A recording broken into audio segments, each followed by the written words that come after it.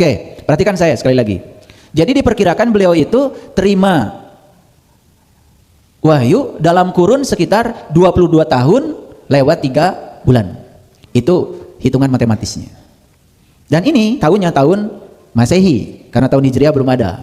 Paham ya? Oke. Nabi Muhammad itu melakukan hijrah itu dari kota Mekah ke kota Madinah. Mekah itu artinya kampung, Madinah itu artinya kota. Jadi hijrah dari kampung ke kota, hijrah dari kegelapan kepada terang, hijrah dari ketidaktahuan kepada cerdas, hijrah dari kebodohan menjadi tahu. Kalender Hijriah, nih kalender Hijriah nih, itu dibuat di zaman Khalifah Umar bin Khattab, dan itu terjadi 17 tahun setelah beliau hijrah. Catat ya, berapa tahun? Nah ini, angkanya luar biasa, 17 tahun setelah beliau hijrah. Ini kok sama dengan 17 Ramadan, 17 rakaat sholat, ya? Kalau bagi bangsa Indonesia ini sangat penting ini, sama dengan 17 Agustus, hari kemerdekaan. Dan saya sudah pastikan tidak ada yang kebetulan. Nah, kesadaran ingin membuat kalender Hijriah, ini kesadaran nih, kesadaran ingin membuat kalender Hijriah itu terjadi pada zaman Khalifah Umar bin Khattab 17 tahun setelah Nabi Muhammad hijrah dari Mekah ke Madinah. Belajar sejarah dulu sedikit supaya nanti kajian saya masuk. Makanya ada hitung-hitungan supaya pinter, supaya nggak ngantuk. Nah, diperkirakan saat itu kesadaran ingin membuat kalender Hijriah itu terjadi pada tahun 638 Masehi. Jadi kalau 638 dikurangi 17, ya 17, berarti sekitar 621. Sekitar 621 atau 622 lah itu. Nah, jadi Nabi Muhammad itu hijrah di tahun 621 atau 622 Masehi. Dan itulah yang dimulai sebagai perhitungan awal tahun Hijriah. Masih ingat ya? Terima wahyu tahun 610 Masehi. Hijrahnya beliau tahun 621 atau 622 Masehi. Sedangkan kesadaran untuk menghitung tahun itu 17 tahun justru udah lompat tahun 638 Masehi. Pusing nggak? Pusing nggak? Masa gini aja pusing? Tepuk tangan dulu buat semuanya. Oke. Nah, pusingnya diteruskan. Jadi pertanyaan saya kalau begitu, duluan mana turunnya Al-Quran dengan perhitungan tahun Hijriah? Duluan turunnya Al-Quran, betul ya? Nah, tadi kan periodenya sudah ketahuan, 22 tahun, 3 bulan. Sedangkan Quran sudah turun dari tahun 610 Masehi. Yes? Nah, kesadaran tahun Hijriah itu baru 638 Masehi. Yes ya? Yes. Di Quran ada surat bunyinya begini. Syahrul Ramadan unzila fihil Quran. Syahru itu sering diartikan bulan. Kalau bulan bisa berhubungan dengan waktu. Jadi bisa saja secara global diartikan Syahrul Ramadan itu adalah saat Ramadan. Unzila fihil Quran. Turunlah di dalamnya Al-Quran. Ulangi. Saya harus berdiri kan ya nih, biar ada energinya ke belakang. Ulangi ya. Syahrul Ramadan unzila fihil Quran. Saat Ramadan adalah di dalamnya turun Al-Quran. Yes? Nah. Sedangkan tahun Hijriah belum ada. Sedangkan Quran sudah turun. Pusing nggak? Ini memang sengaja saya bikin kajian ini pusing dulu, ya, karena saya mau bagi angpau. Tahu nggak angpau? Angpau tahu nggak? Angpau itu amplop merah, bukan duit. Makanya kalau amplop merah saya sudah siapkan. Kan bagi angpau itu bagi amplop merah. Duit kalian GR aja. Saya nanti mau bagi amplop merah. Mau? Amplop merah aja. Namanya angpau. Nah ini salah paham sudah mulai ini ya. Begitu saya bilang angpau pasti pikirannya adalah uang. Betul nggak? Ini salah paham. Begitu saya bilang gongsi facai, langsung ada yang mulai menganalisis. Loh kok Saiful Karim agamanya Islam, tetapi bilang gongsi facai. Apa hukumnya? Nah, mulai rumit. Mulai rumit itu belajar agama. Terutama orang yang senang menghukumi, senang banget itu, ya, menghakimi orang lain. Padahal nggak ngerti. Dikiranya gongsi facai itu saya mengucapkan tahun baru Imlek. Tidak. Gongsi facai itu sebetulnya doa dalam bahasa Mandarin. Yang artinya, nah ini artinya nih, gongsi itu saya coba ya belajar bahasa Mandarin dulu supaya nggak salah kajiannya. Ternyata gongsi itu artinya bukan semoga. Karena semoga itu belum terjadi. Dan semoga itu di masa depan. Dan semoga itu meminta. Dan meminta itu kekurangan. Kekurangan akan menarik kekurangan. Makanya banyak orang yang pakai semoga kan kekurangan terus. Betul nggak? Ya, semoga nanti kamu punya rumah. Nggak punya. Karena saat bilang semoga, rasanya itu rasa kekurangan. Rasa kekurangan menarik kekurangan lagi. Nah, ini udah mulai masuk ya. Oke. Ternyata gongsi itu artinya adalah selamat, turut berbahagia. Ini sebetulnya lompatan doa. Lompatan doa, ya. Selamat ya, kamu rumahnya sudah bagus, padahal belum ada. Itu berarti lompatan. Bersyukur terhadap sesuatu yang belum terjadi, menurut hukum tarik-menarik, itu justru yang disebut dengan syukur yang sebenarnya. Jadi gongsi itu artinya semoga, turut berbahagia bahkan. Menurut kamus. Jadi gongsi itu apa? Selamat, turut berbahagia. Facai itu artinya sejahtera, makmur. Dan sejahtera itu tidak selalu berhubungan dengan materi. Sejahtera itu ya tentu saja lahir dan batin. Disebut sejahtera itu kalau lahir dan batinnya berkelimpahan. Karena kalau orang berkelimpahan materi tetapi tidak sehat fisiknya, kan dia juga tidak bisa menikmati kebelimpahan itu. Clear sampai sini? Oke, sekarang saya ucapkan gongsi facai.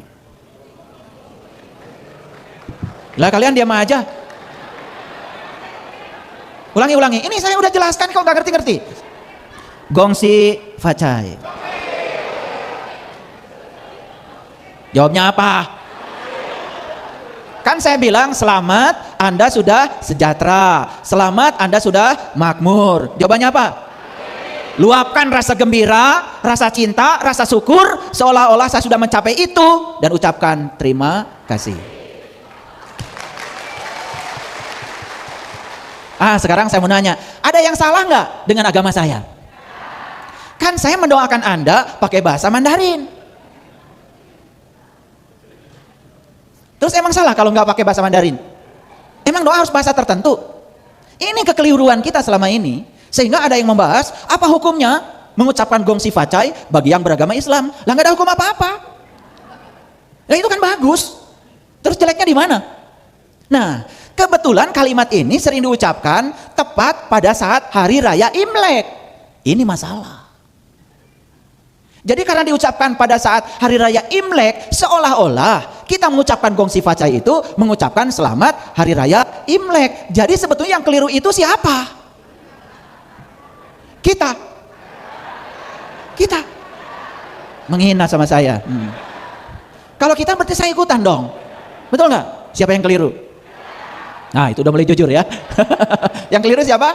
Nah itu nggak ada bedanya kalau begitu. Ketika hari raya Idul Fitri tiba, kemudian kita juga mengucapkan minal aidin wal faizin. Dan selama ini karena itu diucapkan pada hari raya Idul Fitri, dianggap selamat hari raya Idul Fitri. Kan kacaunya sama. Udah melihat gak kekacauannya sama? Kacaunya sama. Makanya ketika disebut minal aidin wal faizin, ya, malah jawabannya sama-sama. Padahal itu doa yang sangat keren. Coba, minal aidin artinya semoga Anda kembali. Itu. Nah ini bedanya pakai semoga nih. Semoga Anda kembali. Kembali kemana? Kembali ke Wonogiri Pak Sugeng?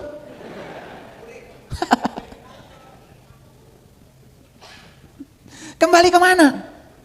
Ayo mikir. Asalnya kita tahu kepada Tuhan, kemudian kita menjadi tidak tahu Tuhan. Kalau kita tahu lagi, itu namanya kembali. Emang Bapak Ibu, kalau Idul Fitri sudah pada kembali? Bukan ke Wonogiri ya Pak Sugeng? Enak aja. Kemudian kalimat yang kedua, wal faizin. Semoga Anda termasuk orang yang kembali dan memperoleh kemenangan. Memang sudah dapat kemenangan begitu? Saya nanya lagi, kemenangan apa? Nah ini kan kadang-kadang tidak dimaknai lebih dalam. Lalu kita hanya terjebak oleh kata-kata yang diucapkan berulang-ulang, bertahun-tahun tanpa kesadaran. Harusnya kalau saya bilang minal aidin wal faizin, jawabannya apa? Amin. Kan gitu. Coba ulangi sekali lagi. Minal aidin wal faizin. Amin. Gitu. Tapi ada PR nggak di situ? Ada PR. Satu, saya kapan kembalinya? PR yang kedua, terus saya sudah menang apa? Betul nggak? Terus apa yang harus saya rayakan? Ternyata di Quran ada satu ayat yang mengatakan, ayat ini di Quran surat Al-Maidah. Ayat ini pernyataan Nabi Isa ibnu Maryam. Pada saat beliau menyampaikan satu doa kepada Tuhan, yang doanya begini. Allahumma rabbana anzil alaina ma'idatan minas sama'i taqulu lana id. Itu doanya. Ya Allah Tuhanku, turunkanlah hidangan dari langitmu. Yang turunnya hidangan itu merupakan hari raya bagiku. Nah, id itu di dalam terjemahan Al-Quran Departemen Agama disebut hari raya. Padahal id itu artinya kembali. Ulangi ya. Ya Allah, turunkanlah hidangan dari langitmu. Yang turunnya hidangan itu menjadi hari di mana aku bisa kembali. Itu sebetulnya. Jadi hidangan itu apa sebetulnya? Ada pertanyaan lagi. Hidangan itu wujudnya apa sebetulnya? Hidangan itu wujudnya adalah jati diri kita yang sudah lama dilupakan, kemudian datang kembali dan kita menyaksikan kembali jati diri kita. Itulah hidangan yang sesungguhnya. Maka itu patut dirayakan. Dan ketika kita sudah memperoleh hidangan itu, kita bisa kembali mengenal jati diri kita bisa menyaksikan kembali siapa diri kita, sehingga kita tahu tempat asal kita. Itulah yang disebut dengan kemenangan. Makanya itu diabadikan di Quran surah Al-Fatah. Inna fatahna laka fatham mubina liyaghfira lakallahu ma taqaddama min dambik wa ma ta'akhkhar wa yutimma ni'matahu 'alaika wa yahdiyaka siratan mustaqima wa yansurukallahu nasran aziza walladzi anzala sakinata fi qulubil mu'minin liyajdadu imanan ma'a imanihim walillahi jududus samawati wal ard wa kana Allahu aliman hakima liyudkhilal mu'minin wal mu'minat jannatin tajri min tahtihal anhar khalidina fiha wa yukaffiru anhum sayyi'atihim wa kana inzallahi fauzan adzima. Pasti nggak ngerti. Udah ditepak. Makanya panjang-panjang saya belajar baca Arabnya nggak ngerti. Udah nggak ngerti tepuk tangan lagi. Udah kebiasaan itu. Tapi kalau saya nggak baca Arabnya nggak percaya. Disangka saya ini tidak hafal Al-Quran. Jadi ternyata fauzan adzima itu, kemenangan yang besar itu akan tiba pada seseorang manakala seseorang itu sudah mengalami inna fatahna laka fatham mubina. Sesungguhnya aku telah memberikan keterbukaan kepada kamu, yaitu keterbukaan yang amat nyata. Keterbukaan apa? Inilah yang disebut dengan saum. Masuk tuh saum. Tadi gong sifat saya udah masuk kan? Masuknya saum. Apa itu saum? Li soimi farhatani farhatun inda iftarihi wa farhatun inda liqa'i rabbih. Ada kegembiraan bagi yang saum, satu ketika berbuka, yang kedua jumpa dengan Tuhan. Jadi ternyata saum itu berbuka dan jumpa dengan Tuhan. Itu kata hadis yang disampaikan oleh Rasulullah lewat hadis-hadis yang muttafaq alaih. Ulangi, jadi saum itu ada dua. Satu, berbuka. Yang kedua, berjumpa dengan Tuhan. Tahu berbuka? Tahu? Pura-pura kalian itu. Begitu azan maghrib tiba, buka. Begitu kan? Nah kalau berbuka yang dimaksud itu memasukkan candil, memasukkan kurma ke sini, terus apa kaitannya dengan jumpa dengan Tuhan? Sedangkan hadisnya itu berbuka dan jumpa dengan Tuhan. Nah, berbuka apa yang ada kaitannya dengan perjumpaan? Berbuka apa? Itulah yang disebut dengan berbukanya hijab. Ketika langit rohani kita terbelah, ketika hidangan datang dari langit, itulah yang disebut dengan Lailatul Qadar. Udah mulai masuk nih. Mulai pusing? Nah, sekarang saya mau nanya. Udah mulai pintar kayaknya nih, udah mulai pintar. Ini kecepatan udah mulai naik nih. Di Quran dikatakan, Syahrul Ramadan unzila fihil Quran. Saat Ramadan adalah saat di mana Quran turun. Sedangkan Quran sudah turun. Ramadannya belum ada. Pusing? Ini saya sengaja kalian dibawa oleh saya supaya pusing karena nggak pernah mikir kayak gini. Jarang-jarang pengen mikir segala. Ya kesempatan lah mikir di sini. Jadi kalau begitu Ramadan yang dimaksud di dalam Al-Quran, tanda tanya besar. Apa itu? Oke, sekarang saya kasih tambahan pusingnya. Ada yang hafal tahun Hijriah? Bulan-bulannya? Oke, maju. Ini dapat hadiah nih. Dapat hadiah. Tolong dicatat. Dari sekian banyak yang hafal cuma satu. Gak apa-apa. Oh, ada yang hafal lagi. Oke, udah satu aja. Kelamaan. 1, 2, 3. Lumayan 3. Siapa yang hafal lagi? Oh, 4, 5. Sekian banyak yang hafal cuma 5. Gak apa-apa. Oke, sini. Dites, bener gak? Ya, oke. Sebutkan 12 bulan Hijriah. Bulan 1 Muharram. Bulan 2 Safar. Bulan 3 Rabiul Awal. Bulan 4 Rabiul Tsani. Bulan 5 Jumadil Awal. Bulan 6 Jumadil Tsani. Bulan 7 Rajab. Bulan 8 Syaban. Bulan 9 Ramadan. Bulan 10 Syawal. Bulan 11 Zulqa'dah. Bulan ke-12 Zulhijjah. Oke. Terima kasih. Kasih buku hidup menakjubkan. Makasih ya. Ya, namanya siapa? Imran Maulana. Imran Maulana. Dari mana, Mas? Depok, Cimanggis. Depok. Oke, dapat hadiah luar biasa ya. Ini sebanyak ini yang ngacung tangan tahu bulan Hijriah cuma 5. Pantas nggak hijrah kalian itu. Belum lagi kalau ditanya artinya. Ini baru ditanya nama-nama bulannya aja. Oke, lihat saya semuanya. Mulai. Saya ajak untuk bingung lagi lebih dalam. Tadi Al-Quran itu diturunkan dalam waktu 22 tahun 3 bulan. Yes? Oke. Sedangkan ayatnya mengatakan turunnya Al-Quran itu bulan Ramadan. Berarti kalau Ramadan itu adalah nama bulan, berarti kalian salah ngitungnya. Bukan 22 tahun 3 bulan. Karena dalam 22 tahun itu kan Ramadannya cuma 22. Setuju? Ini saya bilang setuju dulu. Setuju nggak? 22 tahun itu Ramadannya cuma 22. Setuju? Ada yang pusing? Oh udah. Kan dalam 1 tahun itu Ramadan cuma sebulan. Berarti 22 tahun itu sebetulnya Ramadannya cuma 22. Karena yang 3 juga saya nggak tahu. Siapa tahu itu belum nyampe kan tadi ya. Muharram, Safar, ya kan? Rabiul Awal. Belum nyampe ke Ramadan. Gak bisa dihitung yang 3-nya. Berarti hitungan kalian salah lagi. Berarti Quran turun bukan 22 tahun 3 bulan. Quran turun hanya 22 bulan. Karena turunnya Ramadan aja. Ini saintifik. Karena jarang mikir seperti ini. Pokoknya kalian disuruh puasa aja. Gak pernah nanya. Disuruh baca Quran, baca aja. Gak pernah nanya. Makanya hari ini semua dipertanyakan. Ini saya udah bikin presentasi gak laku. Ini kayaknya kadang-kadang saya begitu ya. Kayaknya yang saya bikin ini nafsu saya. Ya kalau sudah berdiri sini saya lupa tadi bikin presentasi. Apa itu tadi judulnya? Begitu duduk di situ, saya males buka presentasi saya.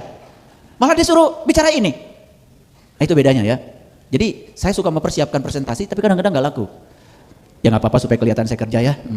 Serius, saya serius. Jadi sudah bikin ini. Nggak tahu berapa halaman, kayaknya lebih 1000 halaman itu PPT ini.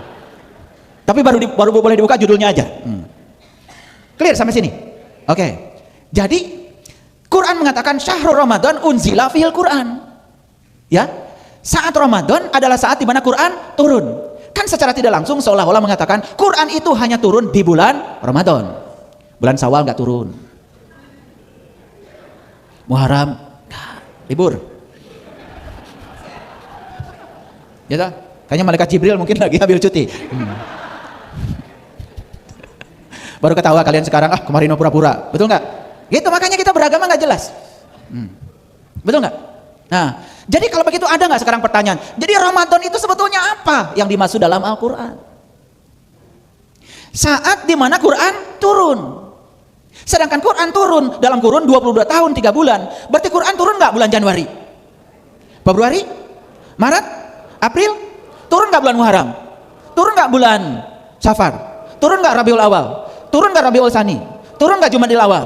Turun nggak Jumadil Tsani? Turun nggak bulan Rajab? Bingung kalian? Jadi sekarang Ramadan itu apa sebetulnya? Makanya guru saya pernah mengatakan Ramadan itu hurufnya ada 5. Huruf pertama rahmatullah.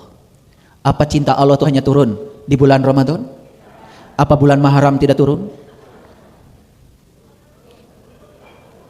Turun ya? Kalian bernapas nggak sekarang? Tanggal berapa ini tahun Hijriah?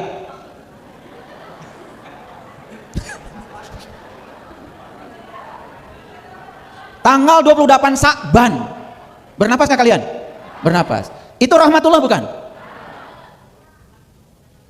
Jadi kalau begitu Ramadan itu bisa terjadi setiap saat. Rahmatullah itu bisa turun setiap saat. Bahkan beliau tidak tidur, tidak kantuk, terus menunggu kita, memberikan cintanya kepada kita, memilihkan yang terbaik buat kita, menyeleksi yang tidak baik buat kita, menyeleksi yang berbahaya buat kamu walaupun itu kamu sukai. Itulah rahmatullah. Rahmat itu artinya cinta. Yes. Huruf yang kedua adalah ma'rifatullah. Siapa yang sudah bisa mengenal cintanya Allah, wujud cintanya Allah yang dirasakan langsung dalam dirinya, maka dipastikan dia akan bisa mengenali Allah yang ada dalam dirinya. Dan huruf ketiga adalah doyufullah. Dia terus menjadi tamunya Allah setiap ruang dan waktu. Dia pulang kepada Allah setiap ruang dan waktu. Dia id setiap ruang dan waktu. Tidak menunggu akhir Ramadan yang itu. Tidak. Karena apa? Hidangan langit akan terjadi setiap saat, di setiap ruang dan waktu bagi mereka yang menginginkannya. Allah bilang, yahdillahu linurihi mayyasha.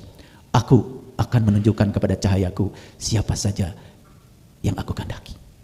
Dan siapa yang dikehendaki oleh Allah? Yang punya kehendak. Punya kehendak apa? Pengen dapat hidangan dari langit. Itulah sumber cinta, sumber kreativitas, sumber kecerdasan. Makanya kita bisa melampaui pikiran orang biasa, masuk ke alam-alam tinggi. Terbukanya langit rohani, kita bisa mengakses semua perpustakaan tertinggi di puncak kesadaran.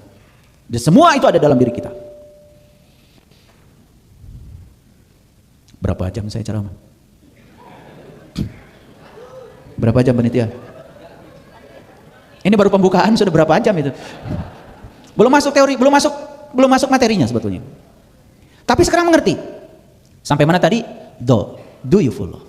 Siapa yang sudah merasakan rahmatnya Allah setiap saat, bukan hanya di bulan Ramadan yang bulan itu, maka dia akan bisa mengenali Allah setiap ruang dan waktu.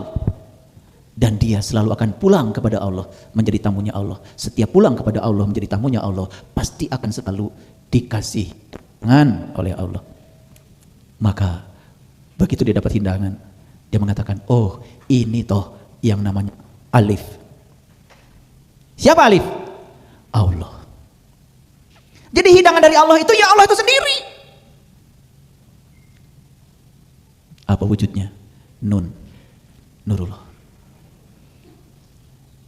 Bisa nggak kita Ramadan setiap saat? Lalu kita sekarang memframing seolah-olah ada satu bulan yang di bulan itu suci. Muharram gak suci. Safar gak suci. Rabiul Awal gak suci. Yang suci cuma Ramadan. Makanya di bulan Ramadan pintu surga dibuka. Kebayang gak? Kalau bulan Ramadan yang dimaksud adalah bulan yang diciptakan oleh manusia, yang lamanya 30 hari itu, sedangkan 1 tahun ada 12 bulan. Kalau surga hanya buka di bulan Ramadan, berarti surga itu tutup 11 bulan. Jadi kalau mau masuk surga gak bisa, harus nunggu Ramadan. Gak bisa masuk surga bulan Muharram, gak bisa masuk surga bulan Safar, tidak bisa masuk surga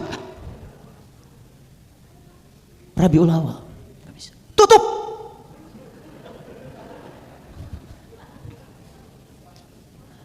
Katanya bulan Ramadan yang sebulan itu pintu neraka tutup. Sedangkan 1 tahun ada 12 bulan. Berarti kalau pintu neraka hanya tutup 1 bulan, neraka itu bukanya 11 bulan.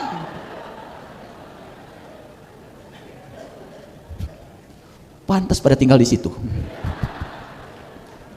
Pantas pada tinggal di situ. Kenapa? Bukanya lama. 11 bulan. Kan tutupnya cuma 1 bulan. Lihat Bapak Ibu sekarang. Apakah saya bisa menciptakan surga saat ini pada diri saya? Apakah saya bisa menciptakan neraka pada diri saya saat ini? Tanggal berapa sekarang? Tanggal 28 bulan Sa'ban. Kata Allah, surga dan neraka adalah tempat di mana kamu masih bernafas. Bahkan langit dan bumi masih ada. Ini bisa jadi surga, bisa jadi neraka. Terserah kamu. Seluruh waktu bagi Allah adalah baik. Waktu adalah ruang yang bergerak. Kata Allah, kamu yang ngasih nama waktu. Kamu yang ngasih nama hari-hari. Kamu yang ngasih nama bulan-bulan. Kamu yang ngasih nama tahun Hijriah. Aku gak ikut campur bikin itu, kata Allah. Kamu yang bikin nama tahun Masehi, Januari, Februari, Maret, April sampai Desember. Kamu yang bikin. Kamu yang sibuk akhir Desember. Kamu yang bilang itu tahun baru. Kamu yang bikin judul, kamu yang sibuk, kata Allah. Aku tidak pernah bikin kalender. Pernah saya tanya Allah, ya Allah, apa engkau yang bikin kalender itu? Demi Allah, katanya enggak.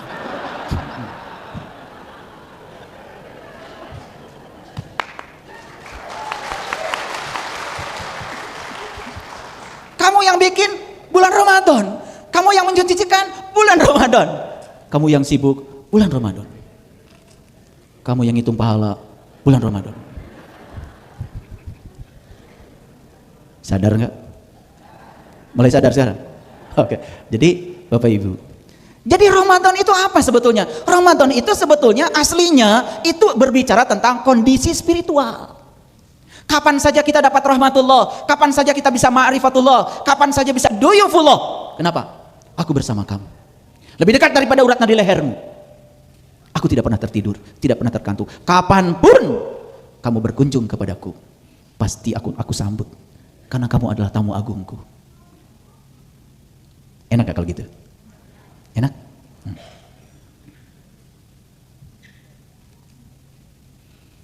Udah bisa nanggap? Warming up dari saya ini udah bisa nanggap? Oke, saya tanya coba, kalau bisa nanggap. Al-Quran turun tahun 610 Masehi. Tahun baru Hijriah mulai dihitung tahun 621 atau 622. 638 Masehi itu bukan perhitungan tahunnya, itu kesadaran mau bikin tahun, maka dimundurkan 17 tahun. Itu namanya dalam fisika disebut diekstrapolasi. Turunkan. Clear sampai sini? Oke. Mau Ramadan setiap saat? Ramadan yang mana? Yang saya sebutkan tadi. Oke? Oke. Baik, sekarang. Jadi kalau begitu, bulan Ramadan itu apa yang kita lakukan? Ya ayyuhallazina amanu kutiba alaikumusiyam kama kutiba alal ladzina min qablikum la'allakum tattaqun. Hai orang-orang yang beriman, wajib kamu melaksanakan saum. Melaksanakan apa? Saum. Saum apa tadi? Berbuka dan jumpa dengan Tuhan. Makanya yang bisa saum siapa? Siapa yang bisa saum? Lihat ayatnya. Hai orang-orang yang beriman. Lah kamu gak dihaikan saum. Yang dihaikan untuk saum itu hanya orang yang beriman. Berarti ayat itu mengandung arti yang bisa saum hanya orang yang beriman. Yang tidak beriman gak bisa, makanya tidak diajak. Ini masalahnya kamu tiba-tiba merasa diajak. Itu namanya apa itu? Kegeeran. Tapi itu yang disebut dengan kegeeran spiritual, nggak diajak ikutan. Sedangkan di Quran yang namanya orang beriman itu ada ciri orang yang beriman itu dia mampu mengingat kepada Allah. Kalau orang beriman itu bisa mengingat kepada Allah, berarti dia sudah tahu dan kenal kepada Allah. Dia sudah Ramadan setiap saat. Dia sudah menjadi tamunya Allah. Lah kamu bertamu aja belum pernah. Ketemu belum pernah, ingat gak bisa, kok ngaku-ngaku. Begitu dihaikan untuk melakukan saum pada saum. Tahu cara saum? Tadi saum apa? Berbuka dan jumpa dengan Tuhan. Yang Bapak Ibu praktekkan kalau saum gimana? Masuk di hadis itu masuk gak tadi? Bingung lagi? Bingung gak? Yang bingung siapa? Cungkan tangan. Enggak bingung. Tadi kan saum itu berbuka dan jumpa dengan Tuhan. Sedangkan yang Bapak Ibu lakukan saum itu apa? Tidak makan, tidak minum. Ada di ayat tadi. Loh, kenapa dilakukan? Ini bingung nggak? Yang sebelah sini bingung nggak? Ini saya belum mau duduk. Bingung nggak yang sebelah sini? Nggak bingung? Lihat saya sekarang, lihat saya. Supaya tidak bingung, lihat saya. Kan harus ada pertanyaan harusnya.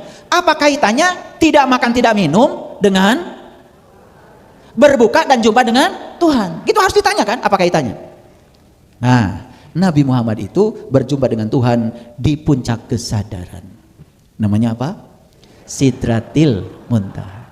Di situ diabadikan dalam Al-Quran. Walaqad ra'ahu nazratan ukhra inda sidratil muntaha indaha jannatul ma'wa id yaghsha sidrata ma yaghsha. Begitu kata Quran surat An-Najm. Jadi beliau berjumpa dengan Tuhan itu di puncak kesadaran. Loh, sekarang apa hubungannya kesadaran dengan makan?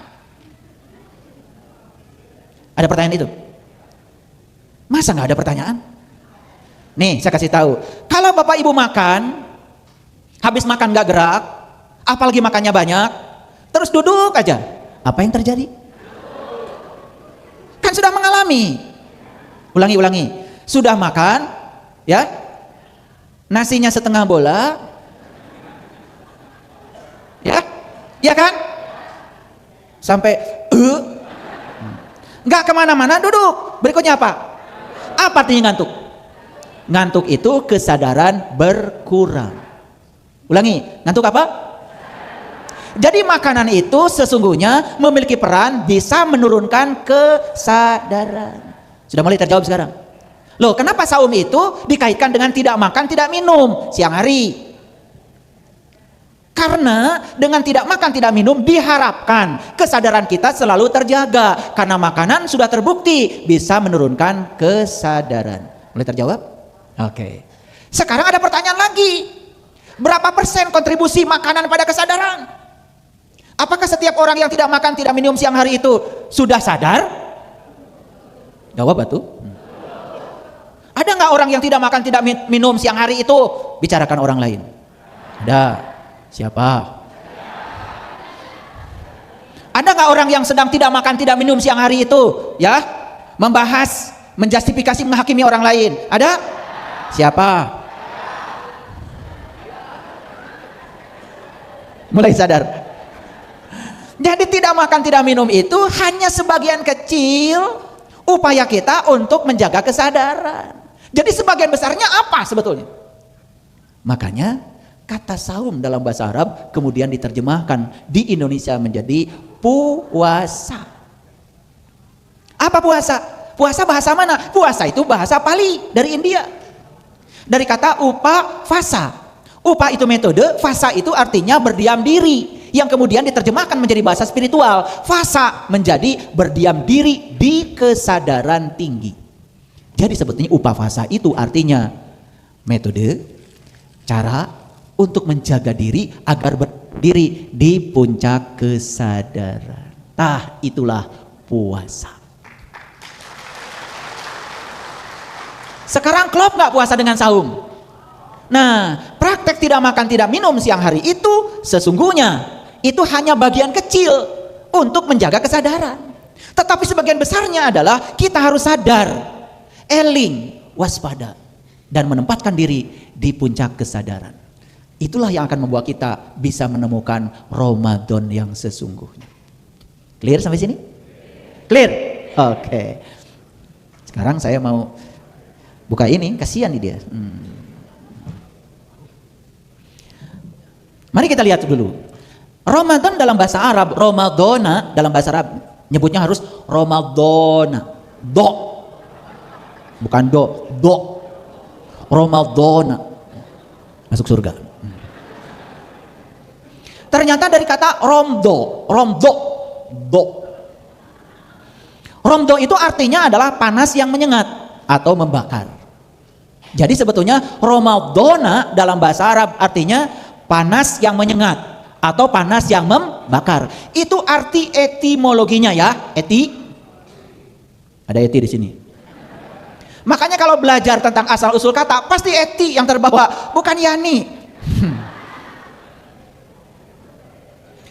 Nah, kemudian diartikan bulan Ramadan itu bulan yang membakar dosa. Apa betul dengan tidak makan, tidak minum dosa terbakar? Bukan lambung yang terbakar? Nah, ini ada kaitan dengan risetnya Profesor Yoshinori Ohsumi. Tahu itu? Kemana waya tuh? Profesor Yoshinori Ohsumi itu orang Jepang, pemenang hadiah Nobel tentang konsep autopagi. Yang disebut dengan konsep autolisis. Lihat saya semua. Apa itu autolisis? Autolisis itu adalah proses meniadakan sel-sel mati dalam tubuh supaya sel-sel mati itu tidak menimbulkan penyakit. Makanya saya lihat riset modern tentang negara-negara yang paling rawan dengan kanker. Ternyata Timur Tengah memiliki prestasi yang sangat bagus, negara yang paling minimal kansernya. Diduga oleh Yoshinori Ohsumi karena puasa yang tidak makan tidak minum itu. Jadi yang menganggap sepele itu, karena itu ada kontribusinya. Saya jelaskan secara sains. Apa autolisis tadi? Udah lupa lagi kalian mah. Kotonya udah kosong. Saking kosong banget ya, sampai nggak ada yang isi. Autolisis itu proses menghilangkan sel-sel mati dalam tubuh, ya, supaya sel mati itu tidak tinggal dan itu nanti akan menjadi kanker, tumor dan penyakit-penyakit turunan lainnya. Itu harus dikeluarkan sel mati itu. Berapa banyak sel yang mati dalam sehari untuk orang yang normal? Yang normal nih ya. Dalam sehari sel mati itu diperkirakan 17 miliar sel. Dari 100 triliun sel untuk yang normal. Yang stres, segala dipikirin, iri hati, dendam, tidak suka orang lain beli mobil baru. Nah, ini akan melipat ganda bisa 3 sampai 4 kali 17 miliar dalam sehari sel matinya. Saya tahu di sini. Yang tidak sesuai umurnya dengan umur biologisnya, saya tahu. Perlu saya absen? Nantilah pas salaman ya saya beritahu. Nah, namanya autolisis. Nah, proses meniadakan sel-sel mati. Dengan cara apa sel mati itu dibuang? Lihat saya semua. Sel mati itu dibuang dengan yang disebut dengan prinsip autopagi. Apa itu autopagi? Autopagi itu melaparkan tubuh. Karena ketika tubuh lapar, maka ya, ada sel yang hidup di tubuh ini bisa memakan sel-sel mati. Itu terjadi saat tubuh lapar. Proses memakannya disebut autopagisom. Jadi autopagisom itu tubuh kita memproduksi protein raksasa yang protein itu bisa menyantap sel-sel mati itu. Itu terjadi pada saat seseorang sedang lapar. Kapan itu terjadi? Nih hitungannya lihat saya semua. Belum tahu kalian pasti ini. Gak jelas ngajinya. Seragam aja seminggu 7. Ini suruh siapa pakai seragam? Suruh panitia ya? Gong si pacai. Kalau saya bilang gong si pacai aja bukan tepuk tangan. Apa tadi? Terima kasih. Luapkan rasa cinta, rasa syukur. Kalau saya sudah sejahtera lahir, batin. Itu. Ya, naik sedikit pulang dari sini. Ada perubahan. Jangan gaya-gayaan aja bajunya gini. Ayo lihat saya semuanya. Jadi ada autolisis, ada autopagi, ada autopagisom. Gimana ngitungnya? Lihat saya. Jam 4 subuh berhenti makan. Menurut riset, tubuh kita ini memproduksi yang kita makan dalam sekali makan nih. Itu perlu waktu 8 jam. Berarti kalau jam 4 pagi kita makan, namanya sahur. Yang dimakan sahur itu diproses oleh tubuh dalam waktu 8 jam. Jam berapa kira-kira selesai semua makanan yang dimakan tadi sahur itu diproses? Jam 12. Ini gak perlu dikasih buku. Gak perlu ya. 4 ditambah 8. Ya nak ya. Ini ruhnya udah tua ini, pengen ngaji. Mau ngaji gong si pacai kayaknya. Lihat saya semuanya. Jam berapa? Selesai. Nah, karena jam 12 kita masih belum makan dan minum, maka tepat jam 12, perhatikan saya, sedang lapar-laparnya. Mulai kerasakan jam 12? Lapar. Kalian mah jam 8 juga udah lapar lagi. Ini mah saya jam 12. Lapar nih. Saat lapar itulah maka autofagisom diproduksi. Saat itulah autofagisom itu memakan sel-sel mati si protein. Maka oleh Yoshinori Ohsumi disebut protein raksasa, sapu raksasa. Makan tuh. Sampai jam berapa itu? Itu sampai jam 6 sore. Makanya orang yang melaksanakan saum tidak makan tidak minum itu juga berguna. Dari sisi medis bisa meningkatkan kesehatan. Tapi dari sisi kesadaran itu kontribusinya cuma sedikit. Kalau tidak bisa menjaga diri di alam ketinggian tadi. Clear ya? Oke. Apa yang terjadi ketika jam 6? Jam 6. Apa yang terjadi? Ternyata dari jam 6 pagi sampai jam 6 sore itu mengumpulkan makanan. Begitu jam 6, sup. Itu sel-sel yang dibangun dalam waktu jam 12 sampai jam 6 itu langsung hancur lebur di jam 6 sore. Makanya habis 30 hari kalian tidak makan tidak minum siang hari, tetap kelihatan lebih tua. Clear? Jadi ketika kita berbuka yang dalam pengertian makan dan minum itu harus dijaga hasil yang siang hari itu. Makanya kalau Yoshinori Ohsumi menyarankan yang namanya puasa tiruan. Nah beliau tuh hebat, sangat sopan sekali. Karena takut menyinggung orang yang beragama Islam, beliau menyebutnya intermittent fasting. Itu dengan istilah puasa tiruan. Seperti puasa, tapi ini bukan katanya. Tidak diklaim sebagai puasa. Disebutnya intermittent fasting hanya membuka jendela makan. Jadi jendela makannya itu dibuka dalam waktu singkat saja. Selanjutnya dilaparkan supaya autofagisomnya diproduksi lebih banyak. Maka beliau dikasih hadiah Nobel. Karena ini sangat penting untuk memberikan edukasi pada seluruh masyarakat dunia. Gitu. Itu namanya orang soleh. Jadi Yoshinori Ohsumi soleh enggak? Bermanfaat gak hidupnya? Agamanya apa? Pasti kalian akan tanya itu. Walaupun orang bermanfaat, agamanya beda sama kamu, kafir. Tolol. Saya nggak tega nyebutnya, makanya agak pelan-pelan. Lanjut? Udah jam berapa? Nyanyi lagi Kang Dodi. Nanti nyanyi sama saya.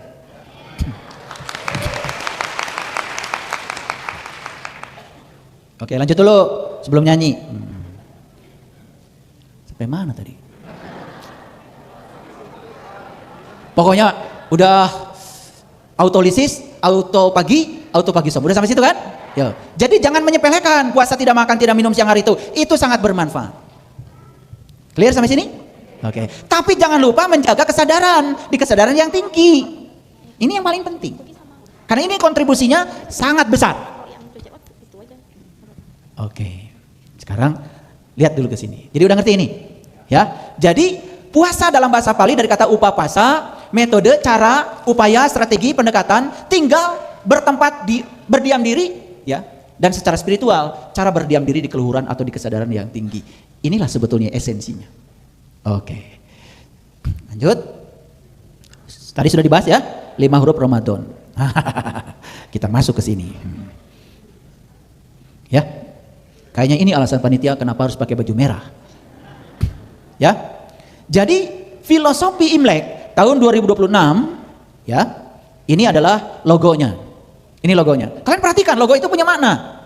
Punya makna. Ini gambar apa? Kuda atau gambar kuda? Gambar kuda. Kalian kuda. Maka ditanya, ini Allah, ini tulisan Allah. Allah katanya. Tuh. Kayak harus ditegasin. Dikiranya alif lam lam itu Allah. Itu tulisan Allah. Allahnya di mana? Nggak bisa ditulis, tapi bisa dikenali kalau mau. Jadi tahun 2026 itu tahun kuda api. Ya, maknanya adalah bergerak maju dengan semangat dan keberanian. Jadi kalian harus paham kenapa hari ini pakai baju merah. Jadi kita ini hari ini baju merah sebagai simbol bahwa mulai hari ini saya akan bergerak maju dengan semangat dan keberanian, tidak bergerak mundur. Paham? Kok kuda? Kuda itu melambangkan kekuatan, kecepatan, ketangguhan. Makanya mesin-mesin mobil ya diciptakan dengan satuan kuda. Ya? Iya. horsepower. HP. Makanya ya ini 24 kuda, 34 kuda itu. Makanya mesin kekuatannya dikaitkan dengan kuda. Karena kuda ini cermin dari kekuatan. Saya mau nanya nih yang beragama Islam. Dalam Islam simbol kuda Bapak Ibu pernah melihat di mana? Di mana? Di Islam. Oke. Ternyata leluhur kita tuh cerdas. Gambar buruk, kendaraan yang dipakai oleh Rasulullah untuk melaksanakan Isra Miraj disimbolkan dengan kuda. Simbol ya, bukan itu kendaraannya. Jangan bodoh. Simbolnya apa? Kuda. Ada kaitan kayaknya nih dengan Imlek. Kuda itu kakinya 4. Saya bertanya guru saya, kenapa simbolnya kuda? Karena 4 itu dalam kehidupan kita merupakan fondasi yang luar biasa. Tubuh kita tercipta dari 4, tanah, air, api, udara. Yang harus kita kenal dari Allah juga 4. Asmanya, sifatnya, afalnya, zatnya. Ilmu dalam Islam juga ada 4, syariat, thariqat, hakikat, marifat. Ternyata 4 itu adalah fondasi. Makanya kalau kita ingin mencapai puncak kesadaran, fondasinya harus kuat. Dalam ilmu syariat, ilmu thariqat, ilmu hakikat, sampai ilmu marifat, itu fondasi. Paham sampai sini? Makanya kudanya agak aneh, dikasih sayap. Karena itu bersesuaian dengan Quran. Di Quran surat Al-Imran ayat 49, itu diceritakan secara gamblang bahwa perjalanan mendaki itu harus menggunakan sayap. Dan manusia pada hakikatnya punya sayap itu untuk berjalan mendaki. Cuman sayang banyak yang hidupnya merangkak tidak menggunakan sayap itu. Makanya badannya sakit-sakitan. Ekonomi sulit. Mau ikut kegiatan Imlek dan Ramadan juga gak punya uang.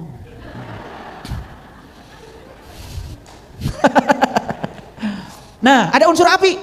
Api itu menambah semangat, dorongan untuk bertindak dan keberanian mengambil langkah baru. Jadi Bapak Ibu jangan sembarang hari ini pakai baju merah. Berarti setelah ini kita siap untuk mengambil langkah baru. Dan langkah baru hanya bisa diambil kalau kita punya ilmu baru. Dan kita siap untuk menghadapi hal baru. Siap apa tidak? Oke. Tahun kuda api, ya. Itu. Kalau diperhatikan tadi, rambut kudanya merah putih. Warna merah putih di kepala kuda menjadi mahkota. Mahkota apa? Mahkota bangsa kita. Mahkota bangsa kita itu merah putih. Itu pengingat bahwa identitas bangsa adalah fondasi setiap langkah menuju masa depan. Ada ring di mulut kuda nih, ada ring di mulut kuda. Ini tidak, menurut saya tidak kebetulan. Kenapa Imlek setelah Imlek Ramadan? Coba Bapak Ibu yang besok mau puasa, ingat itu harus dipasang ring di sini. Ya kuda, dipasang ring. Makanya Imlek juga pakai ring ini kudanya. Kayaknya dekat-dekat Ramadan ini. Yang tukang fitnah kasih ring, ikat. Yang tukang menghujat, menghukumi orang lain. Terkadang menganggap rendah orang lain, merasa dirinya paling benar, kasih ring. Kayaknya bagus deh kalau Ramadan itu banyak belajar mendengar daripada banyak bicara. Kecuali saya. Saya sebenarnya pengennya kalau kajian kayak gini saya duduk aja di sini. Setelah 2 jam saya duduk, kemudian semuanya mengerti. Pengennya begitu. Kadang-kadang teriak-teriak diulang-ulang juga nggak ngerti-ngerti, apalagi kalau diam. Jadi ini logonya Imlek tahun 2026. Ini saya juga, ini hebat saya bilang. Ini dekat Ramadan, ke kudanya dikasih ring. Menandakan pengendalian diri, kebijaksanaan dalam bertutur, komitmen dalam menjaga persatuan lewat kata dan tindakan. Bapak Ibu, perhatikan saya. Kesatuan dan persatuan bangsa ini nomor 1 untuk kita menjadi bangsa hebat. Makanya harus dikasih ring, kata-kata yang suka melemahkan, kata-kata yang suka merendahkan orang lain, bahkan merendahkan identitas bangsa kita sendiri, itu harus dibuang itu. Setuju dengan saya? Oke. Matanya juga mata api.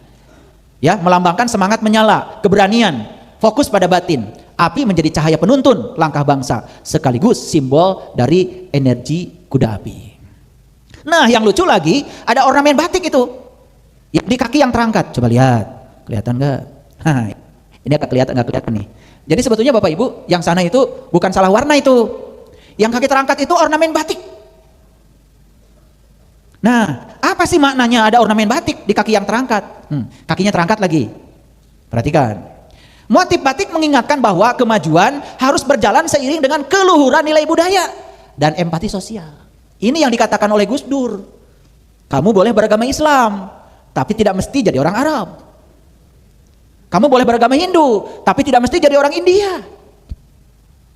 Jadi apapun agamamu, kamu tetap harus jadi bangsa Indonesia. Junjung tinggi nilai-nilai budaya dan warisan leluhur bangsa kita.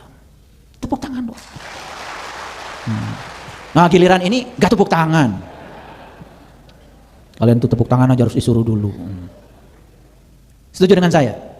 Makanya hari ini ya saya menggunakan batik. Saya belajar membicarakan Quran, membicarakan spiritual, membicarakan kesadaran. Saya juga membicarakan warisan dari Nabi Muhammad. Dan saya tetap bangsa Indonesia. Saya cinta dengan tanah air ini. Maaf Bapak Ibu, saya tidak pakai baju jubah. Maaf.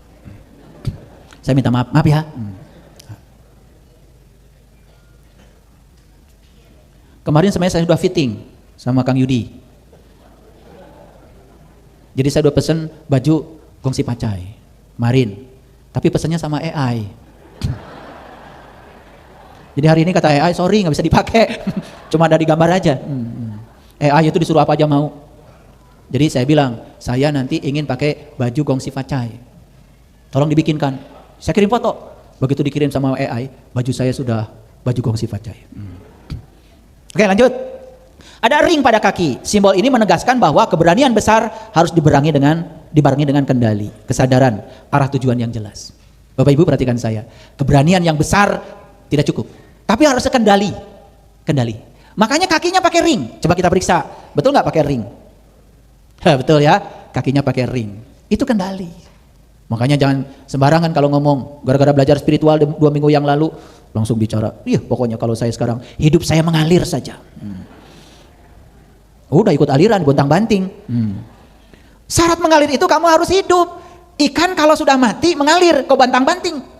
Tapi kalau ikannya hidup, dia mengalir, tetapi dia juga tetap bisa mengendalikan diri. Nah kita itu boleh mengalir, tapi harus mengendalikan diri. Paham sampai sini? Nah, ada motif pucung, ada motif pucuk rebung. Nah rebung itu tahu ya? Dari mana tuh rebung? Nah itu. Jadi ada motif pucuk rebung melambangkan pertumbuhan, harapan, keberlanjutan. Seperti bambu yang kuat dan tinggi. Bangsa Indonesia diharapkan terus berkembang dengan akar yang kokoh. Bapak Ibu lihat bambu.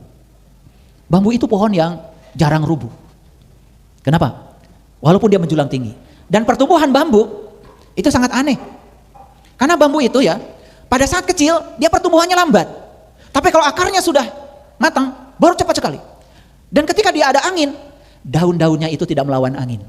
Dia menari bersama angin. Makanya dia jarang rubuh, bambu itu. Nah, kenapa jarang rubuh? Karena fondasinya kuat.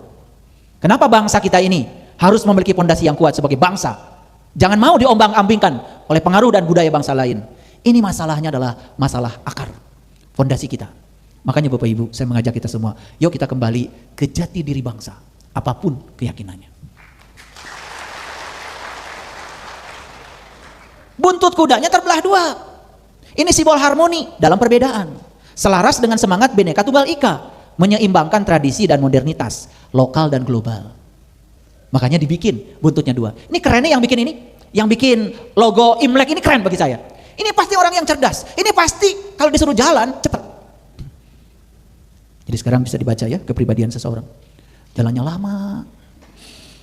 Sambil makan lagi. Di kanan makanan, di kiri HP. Sambil, udah jelas itu. Ya jelas lagi main HP maksudnya.